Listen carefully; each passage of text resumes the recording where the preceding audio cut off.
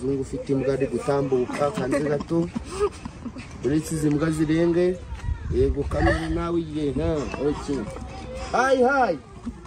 How are you? Sorry, no filming for me. Yeah, we are not recording you. We are just recording ourselves. Yeah, I was sending your camera. We will cut where you are. Thank you. Yeah, we are here to be one, to be together, to be friends. Always. Yeah, thank you so much. Yego.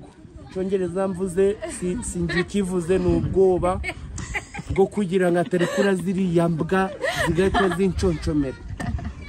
Yes, ubonye rero na wundi n'umusore wakunzwe n'abatari bakeya hano mu Rwanda ndetse n'imahanga. Na wundi yitwa Dogiteri Nsabi avukara mu karere ka Musanze, aho n'ubundi nawe yaje Kigali gushakisha nk'abandi bose, aho yaje mu rwego rwo kuba yakina amasinema cyangwa se amafilimi atandukanye ndetse no kuba ari umukinnyi ukomeye w'itorero Indamutsa. Twabasha kuvuga ibintu byinshi kuri uyu musore, ngira ngo mwibutse ukore subscribe hano kuri Magic Media Rwanda kugira ngo amakuru atandukanye ajye akugeraho 5 kuri 5.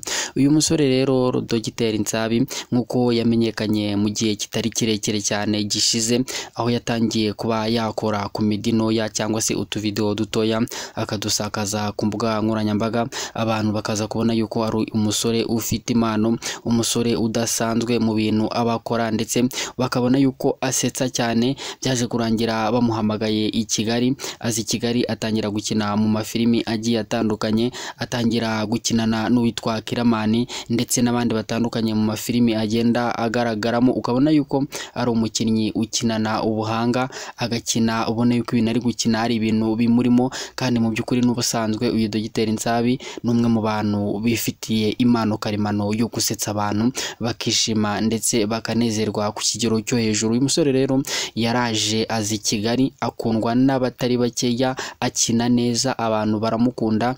Biza kurangira n'itorero Indamutsa zibonye yuko yavamo umukinnyi ukomeye cyane wo gukina ikinamico. Murabizi neza yuko ikinamico zinyura kuri Radio Rwanda zigisha abatari bakeya, rero uyu musore nawe akinamo kandi afite impano ikomeye cyane yo gukina ikinamico, ukumva yuko abantu bishimiye kuyumva.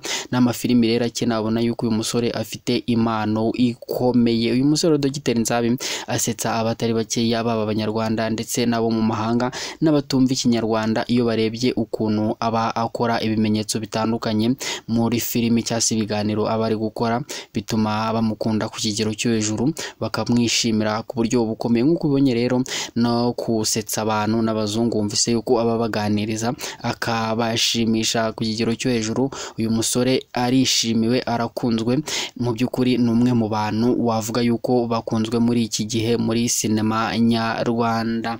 Rero nk'uko umaze kubyibonera nawe, ngira ngo nkubwire ngo ese uyu musore Dogiteri Nsabi niba ari icyo mukundira, watubwiraho muri comment section, ukagira icyo tubwira hasi muri comment. Uramukunda ese ubundi umukundi iki?